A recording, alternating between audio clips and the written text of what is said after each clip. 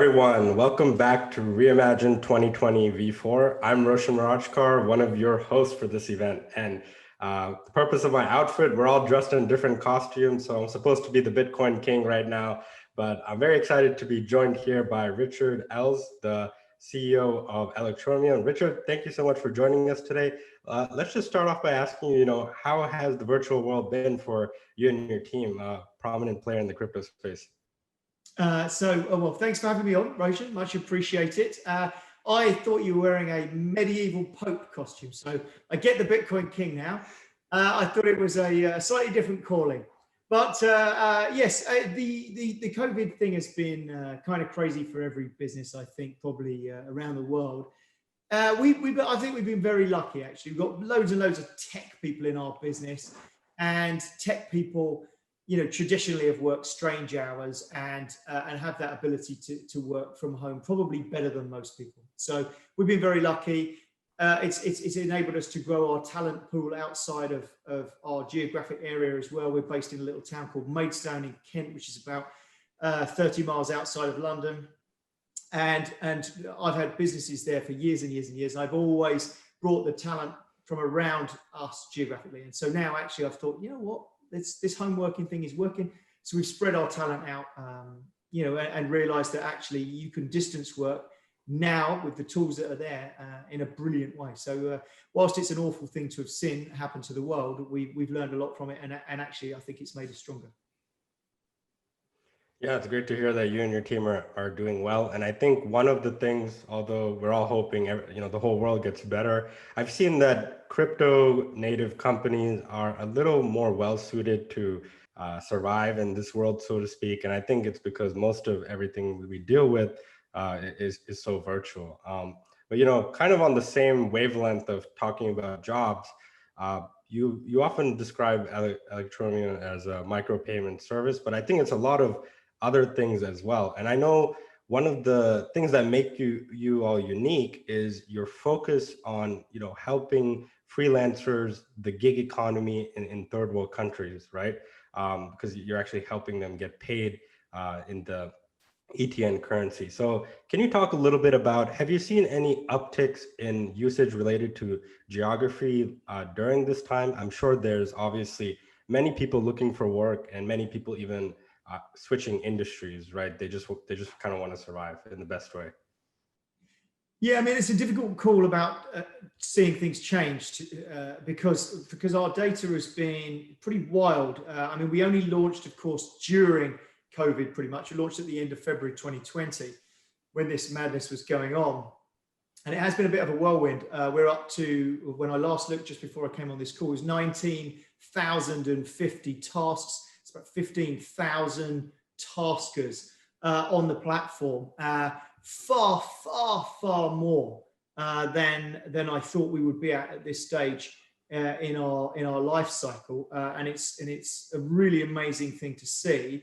So that word of mouth, which is now driving the whole ecosystem, has been an extraordinary thing. So I don't really have data specifically on where we've seen a change. I would imagine the likes of Fiverr and freelancer.com, people who've been around for a long time, would have some really interesting data on that. But I just don't think there's anything I could probably extrapolate specifically about COVID, unfortunately. Yeah, got it. It's understandable because, yeah, sometimes in crypto, you don't have that direct data, but why do you think you've seen such large growth in just the ETN community? And like you mentioned, there's a lot of other alternative freelancing opportunities. And I'm focusing on this one thing because I read a lot about how, people in the third world, like you said, word of mouth, they're all kind of talking to each other and accepting this currency as their new valid currency. I think for a lot of people in the US, it's sometimes hard to understand that perspective because a lot of our money and foundation stays the same and it's stable. But when you talk about third world countries, these people in many ways they're skilled, but they can't even get paid in efficient ways, right? So what do you think makes you all unique in that sense to cater to this new generation? Maybe talk a little bit about that. What is the effects of this new generation when they start to earn and work and they start to earn in crypto? per se, rather than traditional fiat? Like, what effect is that going to have on the generation? So first of all, we didn't really start out with the idea of ever running a freelance platform ourselves. I mean, we launched Electroneum with this idea of having a very small payments with a very, very low transaction fee to give you this peer-to-peer payment system that is insanely cheap to use, almost free. It's not quite free, but my goodness, it's microscopic fraction of a cent for transactions. So it means you could make a 2 cent or a 4 cent transaction in a game, which is or a 20 cent transaction or 50 cent transaction. The sort of transaction sizes that you couldn't possibly do on the Visa / MasterCard network really very efficiently, because most of the payment providers, the merchant providers, charge you sort of a minimum of 20 or 30 cents per transaction. So the micro payments are really not that suited to traditional finance. And then we start earning slightly more, up into the $20, $30 range, which still, you know, to the global north, $20 or $30 sounds like peanuts, but you know, that's a life-changing amount of money for a lot of people with good skills. So, but when you get to that, you've still got the same problem of transfer. So the banking system is antiquated, and it's antiquated even in, so if you go to the United States and you want to send money from one place in the United States to another, or in the UK, from the UK to somewhere else in the UK, that is pretty good now. So, you know, you can do that. As soon as you move outside of that country, if I want to fire money across to Europe, it's going to take me probably 3 days before I see it appear. If I want to fire it outside of Europe, it may take considerably longer. You might be lucky, it might arrive in 3 days, but it might not arrive at all. And then you have to try and track the damn thing down. And some bank somewhere is filling in a form and doing something, or has lost it. So we've had quite a few of those. So if you imagine you try to build a relationship with someone, you genuinely thought, you know what, I know a guy who's brilliant at, let's say, 3D renderer, right? So he can make 3D models. He's got a laptop and he can make 3D models. He's got the skills and he has the time. But to build that relationship, you're going to have to be able to send him the $20 and the $30, and he's in Nigeria. We can't use PayPal, okay? And you can't use Western Union money transfer, because that's going to cost you half that kind of money just to send it. So suddenly you're limited as the ways you can get paid. So the traditional, if you can call it traditional in a fairly disruptive industry, but that freelance industry that is disruptive already, we are disrupting that further by giving access to this massive body of people that are brilliant, skilled people, just as skilled as anyone else. So don't let the fact that they're unbanked make you think they're going to do a rubbish job. They do incredible work, but they don't want that much money for it, and they can't physically get paid by the bank. They can't get PayPal. But so by creating this thing, Electroneum, by having ETM payments, it makes them really, it's so easy to get paid, and it's almost instant. For them, it isn't quite instantaneous. They've got to do the work, deliver it. It's probably a 40-minute delay between delivering the work and getting paid. Now, compare that to every other freelance platform in the world, and it knocks their socks off. And then when you look at the fact that we don't charge the sellers any fee at all, we charge a small 6% fee to the buyer to cover the cost of the platform, which is absolutely radical. And that is why we're seeing so many people flock to it. Even the people that are using the other platforms are flocking across as well, because from their point of view, well, we've had loads of people saying things like, oh, I've been selling on Fiverr, but it's so expensive to get paid out via the routes, plus Fiverr take 20%. So we've got this huge differentiator between the other freelance platforms, which is why it's going crazy. But it also affords the buyers lots of opportunity as well, because they're buying from a new sector of the market that incredibly are even lower cost than the low cost people that have already created this freelance revolution. You can go out and buy extraordinary things for a dollar amount that you just wouldn't believe. It's extraordinary what you can buy. I mean, a vector-based, really well thought out logo that is just, that pops and makes you think, yeah, God, that's exactly what I'd love as a logo, may cost you $10. Yeah. And British Airways went out and spent $1.2 million or something on their logo change. You know, people spend fortunes on it. They should have gone to AnyTask, paid $10. Yeah, I mean, those are all great. Off the question a little bit there, so I'm not too sure. I just waffled on a bit, sorry. But effectively, yeah. So the AnyTask ecosystem was built almost because we built the payment system first, and we gave ETN an underlying value in the developing world by linking it to airtime and data. That was the critical step. 140 countries around the world, you can swap ETN for airtime and data. So that means it's got an underlying value when, if you don't have a bank account, you can't go to an exchange. And that's what everybody forgets in crypto. You see, if you Google unbanked crypto, you'll find dozens, maybe hundreds of projects that say they are the solution for the unbanked.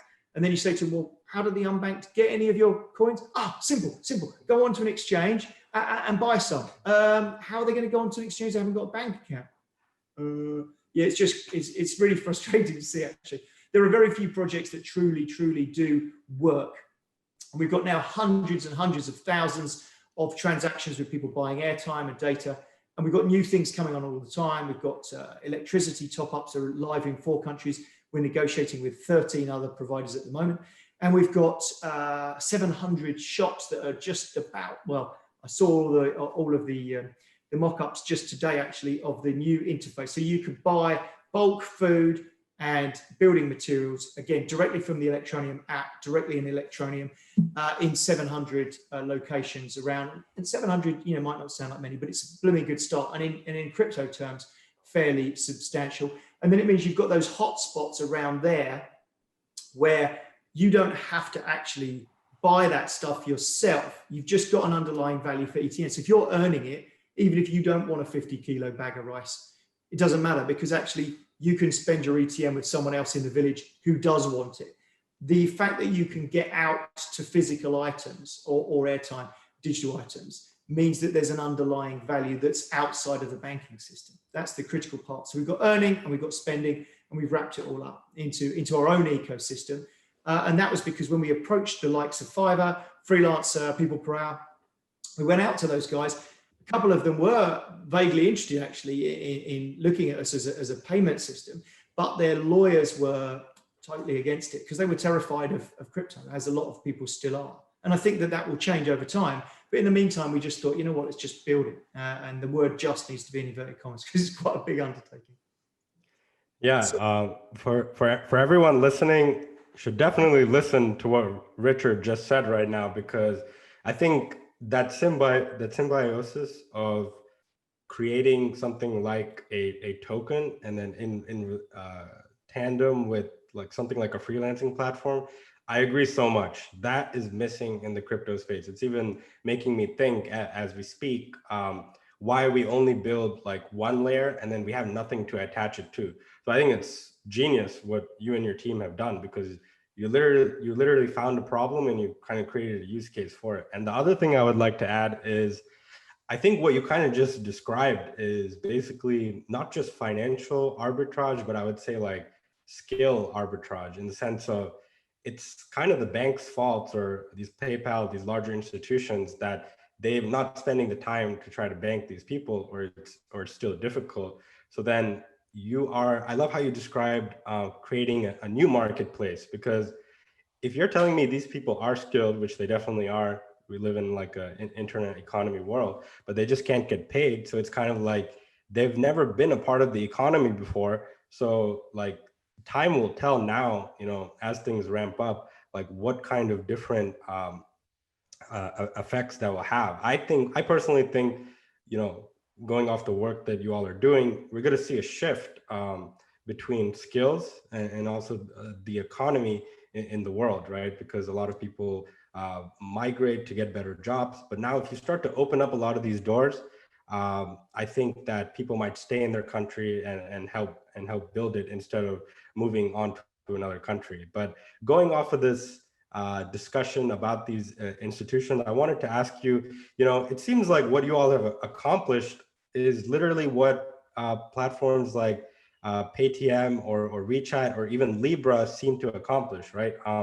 Like many people don't know that as part of Mark Zuckerberg's investment in Reliance Geo, what they recently did, they're trying to actually integrate their token locally. And you're telling me you all have already done that. So what does the future look like for you there? And what's your kind of response when people appreciate or they kind of compare you to that level? Because a lot of these players are just talking, and you're telling me you got like 20,000 and counting people actually, getting jobs.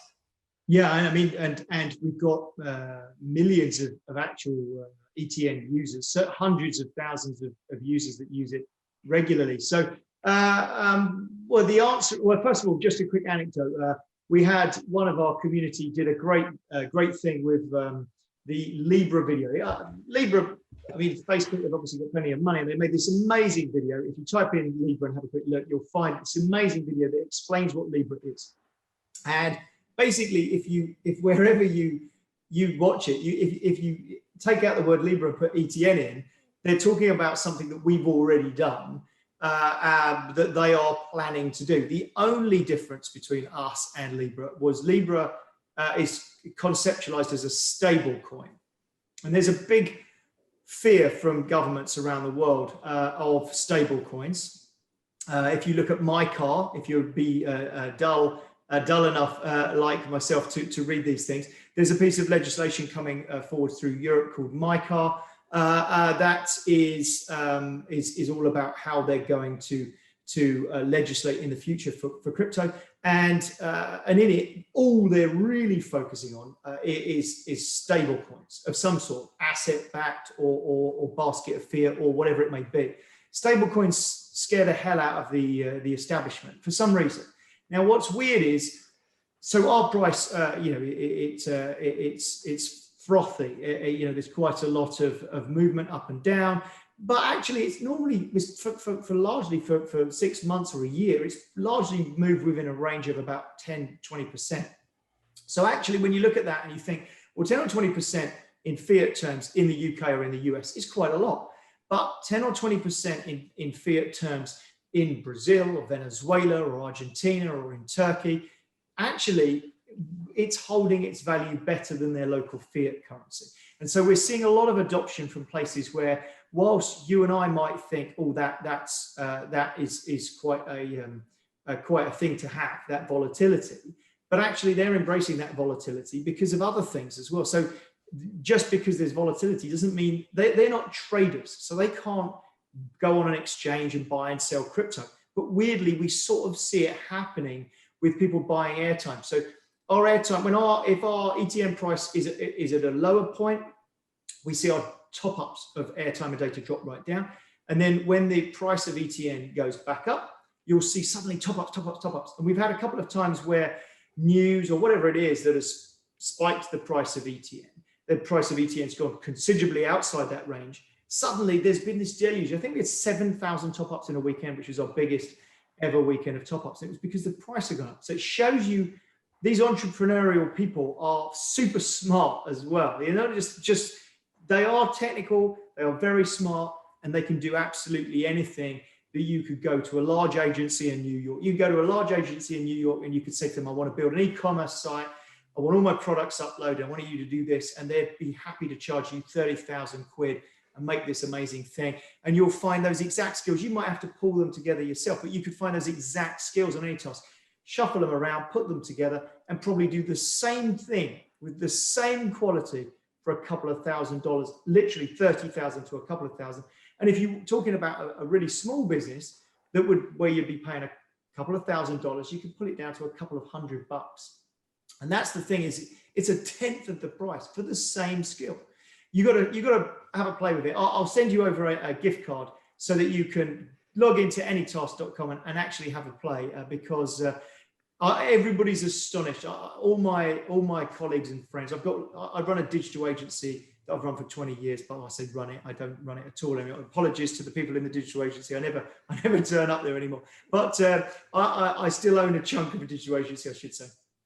And whenever you take any task and drop it in there and say, well, look, give it a try, there must be stuff that you do that you don't really want to do, like cutting out images, someone sends you loads of product images. Or another thing you get classically as an agency, someone sends you their logo, but they've only got a paper copy. They don't have a digital, or they have a digital copy, but it's a JPEG. Suddenly you want a vector version. You want to make something that scales. So you want a nice vector version of your logo. Well, who can be bothered to sit there tracing? The answer is one of the guys sitting on a seat over there at 25 quid an hour. They'll sit there and trace that for you, or they'll cut products out. But then you can imagine what the costs are. There's a guy sitting there that will draw you vectors in Pakistan, and there's a guy sitting in Nigeria that will do your product cutouts at 75 cents an hour, maybe less. So there's an extraordinary saving to be made. And at the same time, there's an incredible empowerment going on. One of the things you said a minute ago was about, can the banks manage to bank these people? But they don't want to be banked. This is the irony of it, is that we look at these people and call them unbanked. They don't look at themselves and think, oh, I'm unbanked. And whilst they may not be bankable necessarily, bearing in mind, if they don't know what their date of birth is and they have no paperwork at all, that doesn't mean they can't learn an incredible skill. You drop some technology, which of course, remember, everybody has this tech now, right? So you drop some technology into young people and they will learn incredible skills. But if they don't know when they were born, they have no date of birth, they've got no birth certificate, they've got no paperwork, they'll never be banked. But that doesn't now exclude them from the global digital economy. And that's the critical part, is that we're opening up a trillion-dollar, multi-trillion-dollar market by using crypto. And so that's how I see our future. I think that was one of the questions you said earlier. How do we see this going forwards? And there's room for so many people. So if Libra come out, that won't be bad for us. It'll be good for us. The more digital that happens, we will all carve out our niches or niches, as the American audience would say. But we'll all carve out our little areas of specialty. And certainly, I believe we're so far ahead of the game in terms of actual on-the-ground delivery of everyday usability, that I see a very, very bright future for ETN. And of course, from an ETN's coins perspective, when people buy a task on ETN, they're buying it with currently nearly all our buyers buy with a credit card or debit card. So standard Visa stuff. They're Americans, they're UK people, Australians, mostly English speaking, but they buy with a Visa card. And then through the magic of an OTC desk and all sorts of bits and pieces, what happens is that gets converted to ETN that is purchased on the open market. So then you start seeing this new influx of fiat coming in to the Electroneum ecosystem without it having to be speculative money. And every other crypto virtually, and again, if I'm, there are some projects that probably aren't, but so many of these projects, they only rely utterly on speculators. There's nothing else. There's speculation. They've got no real world use, and they've got no interest from anybody except speculators. And I just think that those projects will eventually fall by the wayside. You can't just exist. You can't have in the equities markets, you couldn't have equities that had no underlying company building something, making something, doing something. If it was just listed, these are like Apple shares. Oh, what do you build? Nothing. What do you make? Nothing. What do you own? Nothing. Oh, I think I'll have some of those and hope they go up in value. And that's what we're seeing in this crazy world of crypto. So the people that are getting out there building stuff, actually getting their hands dirty and making stuff. And there are some amazing projects out there that I've got huge faith in. I mean, basic attention token, so Brave browser. It's just a brilliant idea. Take the middlemen out of advertising and give it direct to the end users. There are some brilliant ideas out there that are revolutionary. So I think there's going to be some real long-term projects that make a massive difference. And I believe us to be firmly in that camp. Yeah, well said. And thanks for being transparent and honest, because I think a lot of people in our industry sort of need to hear that. And one of the things you talked about, I've heard other people describe it as a concept of a fiat leak, where fiat is being put into other types of assets, whether it's stable coins or things like Bitcoin, like you're trying to move it into a different type of asset. Because what you currently have, which is fiat, a lot of companies or institutions, they don't want to hold that anymore. They're kind of freaking out. But yeah, you said some really great things, but I think we talked a lot about freelancing, but I want to give people a larger perspective, because I know that, everyone always talks about in our industry, like, do you run on proof of work, proof of stake? when I read about your project, what I mainly found is this concept of the proof of responsibility protocol. And I'll let you describe it more, but I think it's super interesting how you're working with NGOs. And can you talk a little bit about what that setup is and like how does that whole infrastructure work? You know, is it just on paper or are things actually happening? And yeah, tell me about that infrastructure. No, it's not one of those projects. It's not a project that we're not a project where anything just exists on paper. Oh, there's a white paper. No. It is most certainly working. It's been working for over a year now, actually. So since we forked it. So it all started, I suppose. We were proof of work ourselves. So when we launched, we were a fork of Monero. I've personally been a big fan of the Monero team and what they do. In terms of their tech, they're really bright guys. And there were two features of Monero that we really loved. The first feature was dynamic block sizing. We knew that we were going to scale this, and static block sizes, which you have with a lot, well, at the time we were looking way back when, the Bitcoin clones of the world were all static block sizes. So we wanted that dynamic block sizing, which I really like the look of. So we wanted that. And we also wanted the stealth address part because we didn't want people to be able to look inside the wallets of people on our network. Because if somebody is living in a state where perhaps there isn't that much policing and if somebody realizes you own $400 worth of assets because you just went and bought something from them as a street vendor, they might very well send someone after you to try and get that value, that money from you. So as such, those were the two features we wanted. So we forked from Monero. We took out the other stuff because they've got loads and loads of really cool features that for security and for keeping your transaction details completely obscure. Now, we didn't really want that, so we started taking those out, but we left in proof of work. So when we launched, we had massive amounts of electricity being used. There are things called ASIC miners. Most people either use GPU miners, which are graphics processing units. These were the mining rigs that I got involved in crypto with. So loads and loads of GPU cards hooked up that can do maths really fast, and you can mine various cryptos with them. And then people make a specific chip for the algorithm involved in the crypto, and so people have made specific chips for mining Monero's algorithm, which was of course what we were using because we ported across. So as such, we worked out on the back of a piece of paper, back of a fag packet, as we'd have said in the UK, although probably not anymore. But we'll say a serviette. So on the back of a serviette, we did this quick math and went, well, that can't be right. But then we had another look and went, my God, there's a minimum of 300,000 ASIC miners mining ETN. We looked at the hash rate, and that was the worst rate that you could mine at. So in other words, it might have been a lot more than 300,000. So we just couldn't believe this number and said, if you look at the electricity that's being burned, and we're trying to come across with an ethical product that's we're not trying to be an alternative to Bitcoin because Bitcoin has its place.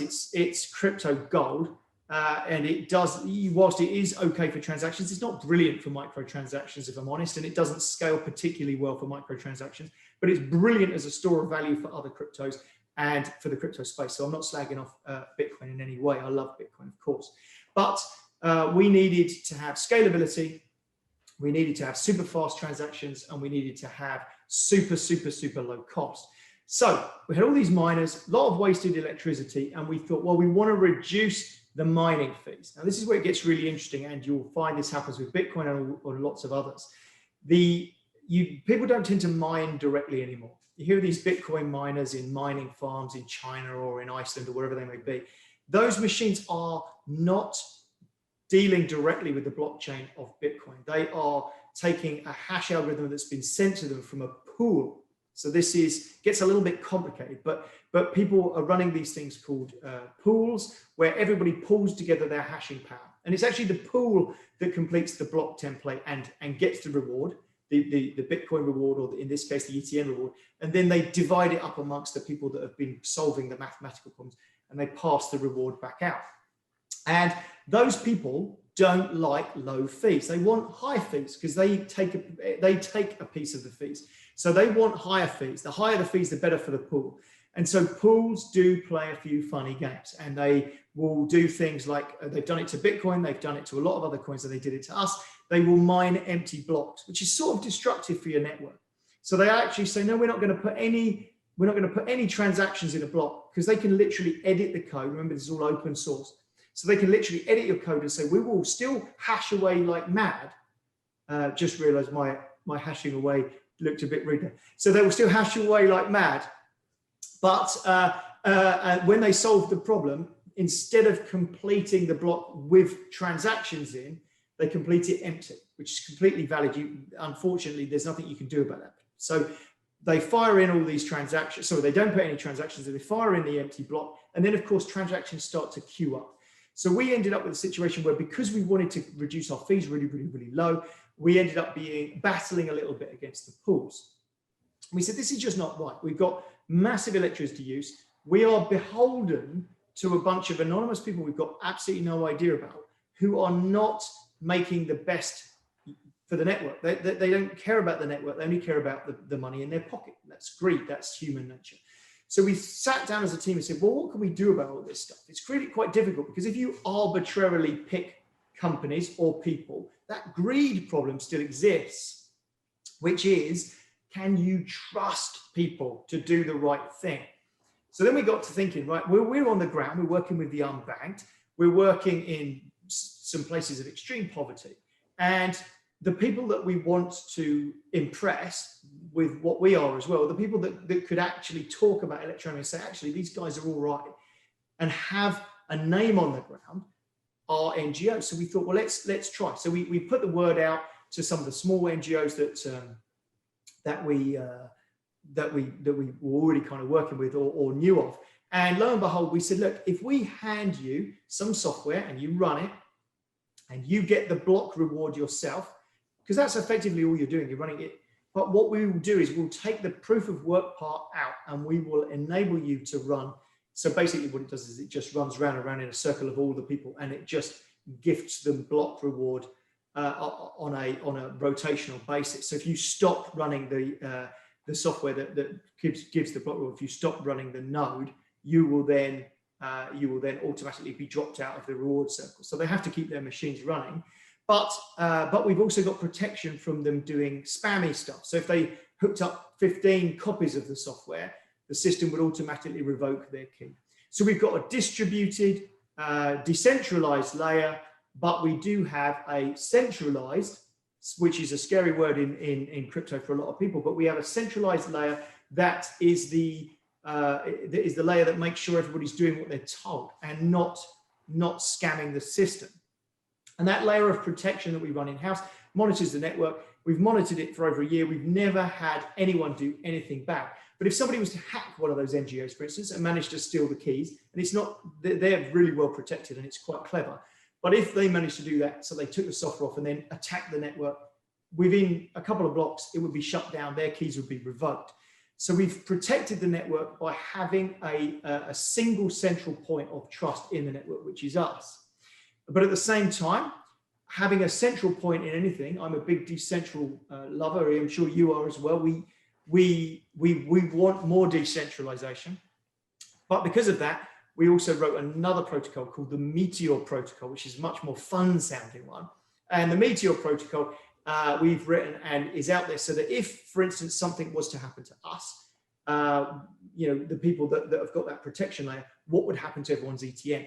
And the Meteor layer explains that. So the Meteor protocol, explains that. So if Maidstone is hit by a meteor, which is where it gets its name from, and I'm squashed and all of our team are squashed and all our servers are squashed, somebody would go to our GitHub page, look at the Meteor protocol and understand what to do. And it would actually not be an individual, probably. It would be someone with some trust. So it would be one of our exchanges, Huobi or KuCoin or something, could literally just reanimate the entire thing. All of the instructions are there to reanimate the entire network and get it running. There's even a switch you can pull and put it back to proof of work if you want to.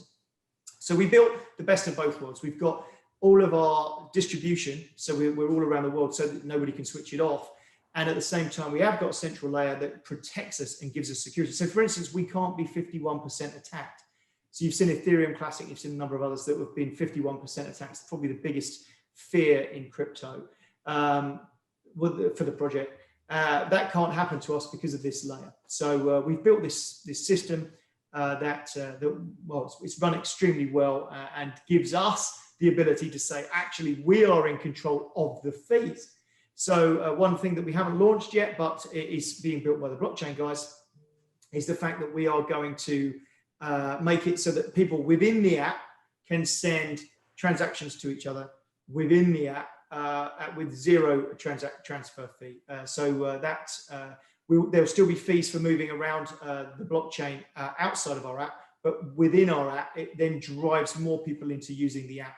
So that's being written, but we have control of it. Whereas if the pools are in charge of whether that happens, they would say, no, we don't like that. We'll complain by mining empty blocks. So there you go. That was a very long, rambling thing about pools and mining empty blocks and the proof of responsibility protocol. But it's certainly been a jolly interesting thing to be creating something absolutely different to any other blockchain in terms of the protocol. And there's a chap called Dr. Scott Stornetta. I don't know if you've ever seen him, but he was one of the original architects of blockchain. He likes to say, and I love this expression, he has thought about blockchain longer than anybody else on the planet, which is just a brilliant thing to say, but and a true thing to say. So we had a chat with him. Ollie at the office organized for me to have a conference call with him, and I was terrified, to be honest, because I thought, oh no, what's he going to think? He might hate it. But he said some great things, and they're quoted out there on the internet. He said some great things about Electroneum and what we've done and proof of responsibility. So yeah, it was a good call. So that's proof of responsibility in a nutshell.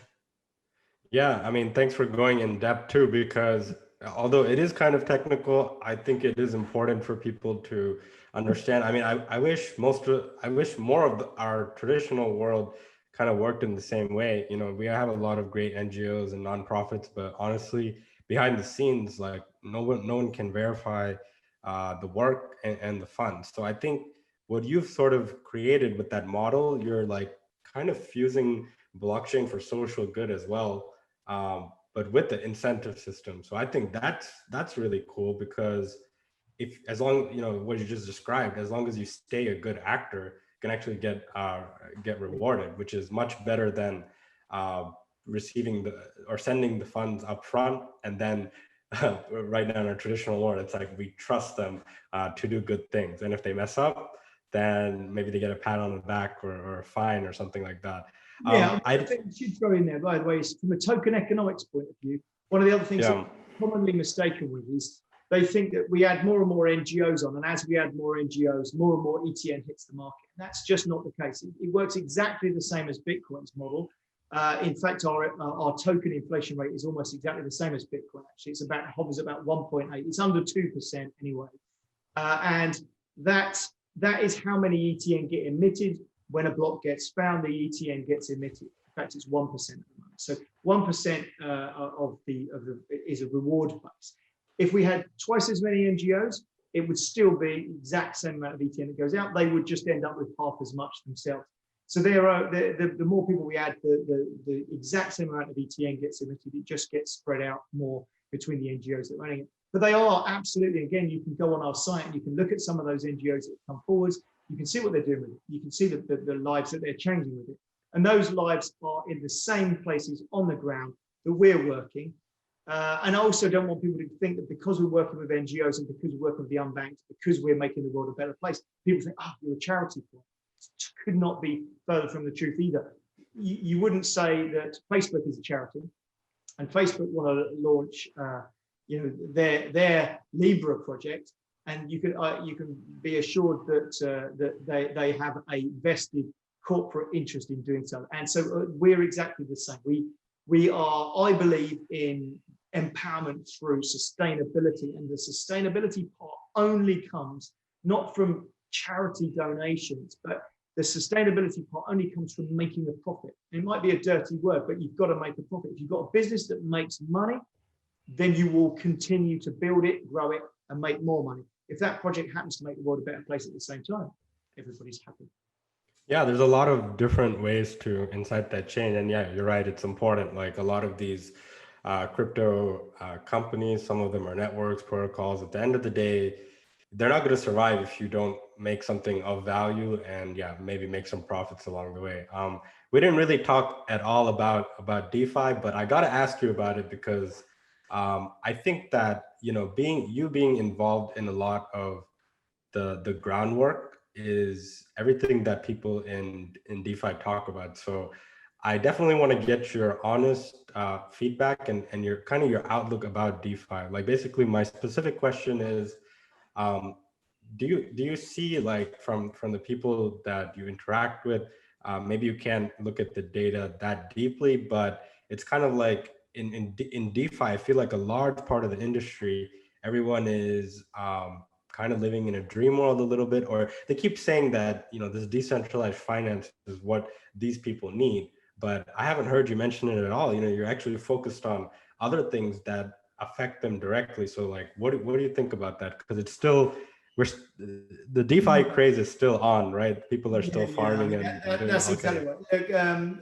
DeFi is an even more terrifying prospect. If you look at the ICO craze of 2017 that we were in, through luck, not judgment, I might add, but we happened to launch at the time when the ICO craze was going mad, and there were some projects out there that were just ludicrous, and people were throwing money at them. I saw telephony on the blockchain. They were actually going to digitize the call, put it onto the blockchain, and somehow you were going to take it off the blockchain somewhere else. It was just ludicrous. The data rates and the lag, even in their own white paper, I just read it and just thought, well, that's just ludicrous.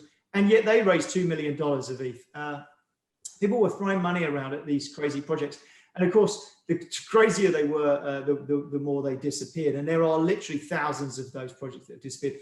DeFi is going to be exactly the same. There's most of these projects, terrifyingly, will disappear. They've jumped on a bandwagon and they say all sorts of things, but when you try and scratch the surface of it and say, right, well, what is the risk model and how are you giving them this? I saw one, I don't know, a couple of weeks ago, and it said that they were going to provide a living wage to everyone on the planet who signs up. Well, that's how. Well, how? I went through the website. I went through the white paper. It's like, where's that interest even coming from, right? It has to come from somewhere. Printing and printing and printing. Well, we had a phase for the first couple of years where we did give away loads and loads of ETNs. In the white paper, the whole idea was that we were going to get loads and loads of users, millions of users, by giving away ETN, and we had no idea what the economic ramifications of that would be until we did it, because nobody had ever done it on that scale. No one had given away those to have millions of users. We're still one of the projects with probably the most users there are, even though we're not even in the top 100 by market capitalization. You go into some of those projects and they have 800 users or 300 users, or sometimes less than 50 users. It's crazy what some of those projects have. But wait, I want to comment. I want to comment quickly. You know what we should have on CoinMarketCap? There should be like a sector for users, filter by users, right? Yeah. There's a lot of projects that we wouldn't like that very much. But there's so many projects that are all about building some sort of protocol that somehow is going to be adopted, but they don't have anything to do with the adoption. So they just want people to adopt their technology. And there's some great bits of tech out there. I mean, you look at some of the innovators that came to the market through ICO, like Tezos, and you look at that project and think, okay, well, it's really, really clever. Stellar, clever, but I hated what Stellar did with this coin burn. I mean, we're living in a regulated environment. Some of the deals we've done, I can't talk about. It's really frustrating. Some of the things you can spend ETN on are not in the public domain in this country. They are in other countries, because we can't talk about them because it's got this close fiat relationship, and it's just so frustrating for me. But then you see people like Stellar go, yeah, we're going to do a coin burn, and you think, what? I mean, that's just literal price manipulation. surely someone's going to go to jail or something. No, no, it's all fine. So I hate that kind of real cheesy, fast buck kind of thing. For me, I got out of Stellar entirely when they did that, because I just thought that is not what I want to see from a project. Now, you want to see use case. You don't want to see people doing that. So when I looked at, sorry, I'm just shaking my head at my children who were about to come storming in, but I gave them a little no, I'm on the phone. So when we talk about DeFi, there are a few major things that worry me. Is you saw the close call, quite frankly, with Sushi Swap. Everybody had dived across, from Uniswap to Sushi Swap, and oh my gosh, now your risk model. People were risking their entire asset base that they'd put in to a project that had an anonymous founder that had started it weeks ago, and they thought, from a risk model perspective, yeah, I think I'm going to be all in. It's just seemed, and you saw the numbers, massive numbers. Now, as it happens, it's worked out much better than I thought it would. When we saw that weekend happen, I thought, oh wow, the money's all gone. But as it is, that didn't happen. Thank goodness. But people who are so trusting in this market, and you need to understand, if you're staking and getting a return, how? What are they doing to give you the return? And understand that more than the return. If someone says, I'm going to give you an 11% return, how? So then when they say, okay, well, I'm loaning it out to someone who's going to pay me 14%, that's fine. Where are the adverts for that? Where are the people that are paying you 14%? Because you need a lot of them, because they're encouraging people to come in and stake. Well, this is the most perfect storm for creating miniature Ponzi schemes that are anonymous. I would suggest there are lots and lots and lots of them that are. I personally have nothing in the DeFi space at the moment. I'm sitting on the sidelines watching to see what comes of it. And one other thing about loaning out crypto assets, micro loaning is a great thing, and has actually a low rate of default, which is great. However, if you turn that into loaning out a crypto asset with a US dollar value, and the crypto asset goes up, because bear in mind, all those people staking, they're staking, but they also want to see values going up. And the values do go up if people are piling in with their fiat money. So if they're going up in value, if they've loaned out 5 X tokens, forgive me if there's a project called X, but if they've loaned out 5 X tokens, and those X tokens are worth $5, but then the price of the X token goes up to $10 now instead of a $1. When they come to repay, they're not repaying US dollars, they're repaying in tokens. So what you've actually done is crippled the person that you've loaned it to. Their default rates will be much higher than a traditional micro loaning in US dollar model, which is what a lot of them are talking about. So a lot of them say, oh yeah, the default rates are really low. Well, default rates are really low because actually the US dollar is fairly stable. And unless it's a stable thing that they're loaning out, I think that there's going to be massive defaults. So yeah, I don't have any of my money in it, but that doesn't mean there aren't some gems out there. I hope there are, and it's early days. This has to happen in the same way that it's happened in the crypto space, and it's still early days in crypto. We are 1985 in the mobile phone industry, and I've got that great big thing, hello, we've got that, and that's where we're at in crypto. So you give it another 20 years, and there's going to be some really exciting things. And some of those projects may well have gone on to make awesome strides. So they have to go through this process, and they have to do it. But I wouldn't take any money that you don't expect to lose and throw it into DeFi.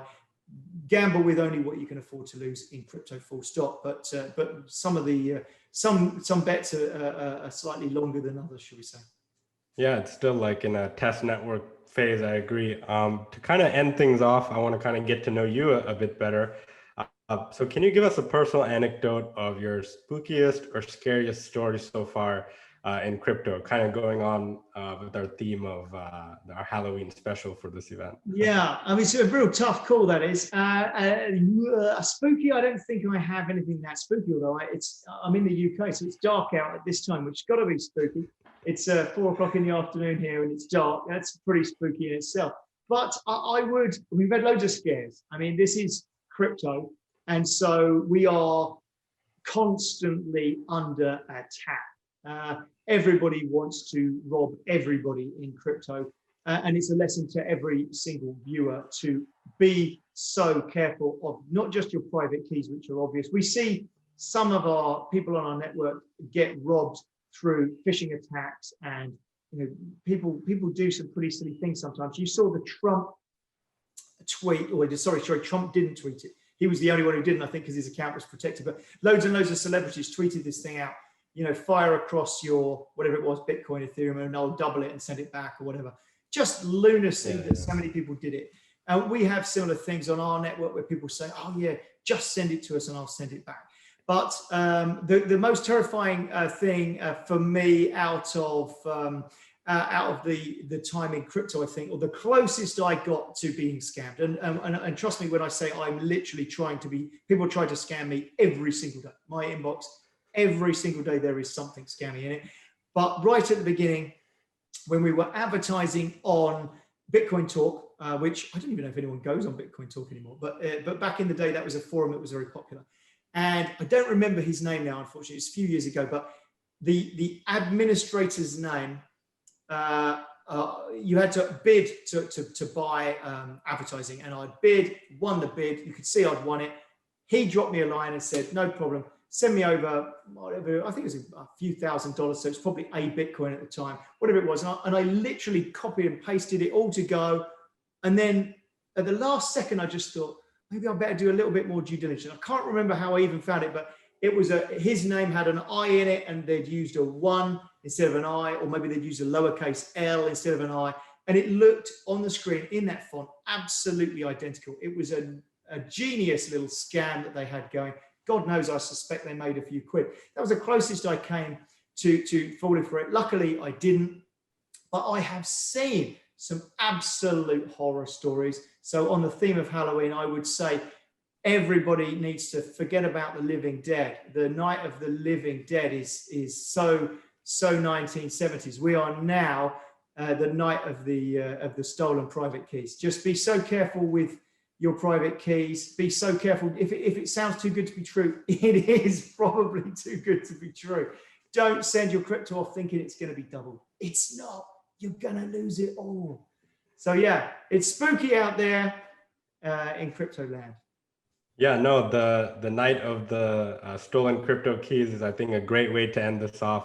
Richard, thank you so much for joining us here today at Reimagine 2020. And I'm your host, Roshan Mirajkar, and I'll let you all tune back in to Reimagine 2020 V4. Thank you, Richard. Absolute pleasure. Thank you, Roshan. Much appreciated. Thank you.